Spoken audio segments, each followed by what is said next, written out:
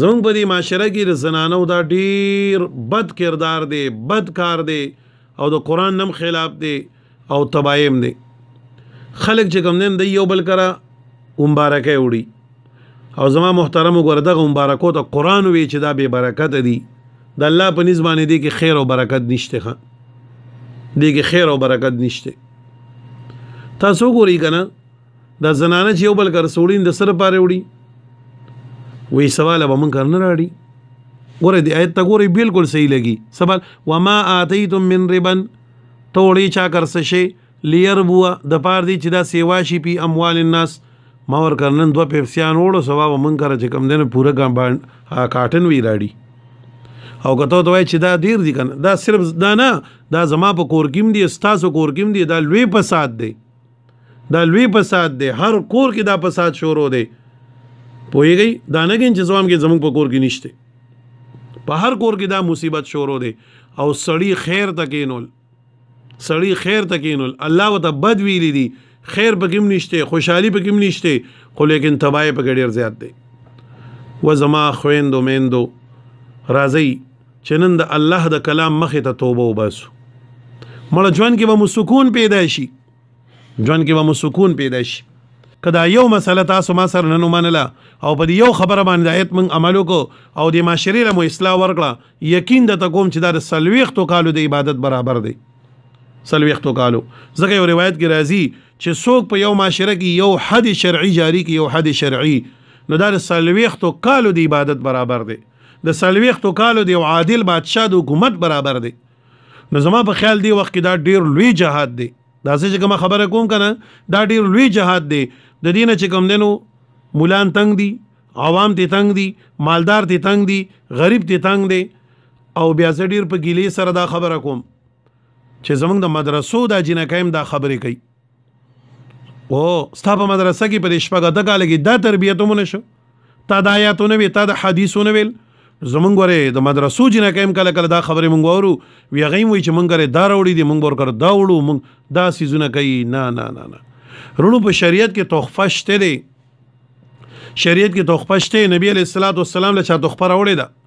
چا کجوري راوړي دي، چا شهد راوړي دي، چا بل سره راوړي دي، خو په شریعت کې دا د هغه به بدلې تحفه ځان لشي دا خبرې په ګوګر نشته. نظام کنن ما سره تاسو ټول په دې خبره متفق شوي د الله د پاره، د الله د پاره. نو یقینا د توم چې دا معاشره به موږ ته دعا وکي، ډیر سړی به موږ ته دعا وکي، ډیر زنانه به موږ ته دعا وکي، ځکه ټول خلک یو شان نه دي. چا کار خو یي خو څوک داسي چې ډوډۍ پسې وړاندېږي، خو خامخا معاشره د نه سر بسړ لکه کې بزي هي کې بزي داسې مونږ ورو چې د غم خادای د لپاره خلک بیا د کندونو جوار خرڅ کی، غنم خرڅ کی، یاره په پلان کې د خادي راغلي دا مونږ له دا کړی مونږ ولکونه ها کاټه خو پرون مونږ له کړو مونږ ولته کټ کو مونږ له خو چې کوم دین کورسای کړم مونږ سره میزوم کو. خلک داسې ور تنگ شوی د دې خبرونه او الله بهم خبره کنه، الله بهم خبره. الله وی فلا يربو عند الله، دا ته چې کوم کار کین ګوردا د سود دی د بل سنه دی. او زما محترم تاسو ګورئ سود نور څه دی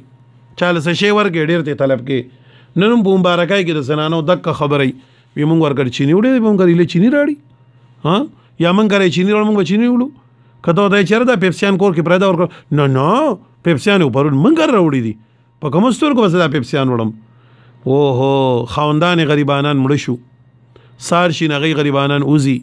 په غټلو باندې لوچوي او دلته پیدا اشماشي کوي، اشماشي په کوي. زما محترم وګوره د دې بل الله تپوس کوي په کومه طریقه باندې من اين مال کسبتو، په کومه طریقې سره تا د عمل غټلو، بیا په کومه طریقې سره د خرج کړو، ور الله به دې یو روپۍ تپوس کوي. نو ټول معاشره د دې د وجه نن تنگ ده، ټول کورونه منګه تاسو یو خلک یو ټول کورونه د دین نن تنگ دي. نظامه کنن من عزم کو اجتماعي طور چې دا ټول علاقه بس د الله د کتاب مخه د ما سر په دې خبره باندې کلک بیت کوي چې ان شاء الله د نن بعد به موږ نه چا کار وړو نه بچانه غواړو او موږ په خپل خاده کې دا اعلان د نن نستا په خلی کو چې د خلکو ته وای چې موږ خادي موږ سمر اړای مړه تاسو بیا وګورئ کنه چې تاسو ر خاده رونق پیدا کیږي او کنه تاسو ر خوشاله رونق پیدا کیږي او کنه تا کار خلک درلونه راضي او کنه نبی علیہ الصلوۃ والسلام فرمایي لا يحل مال امرئ الا بطيب نفس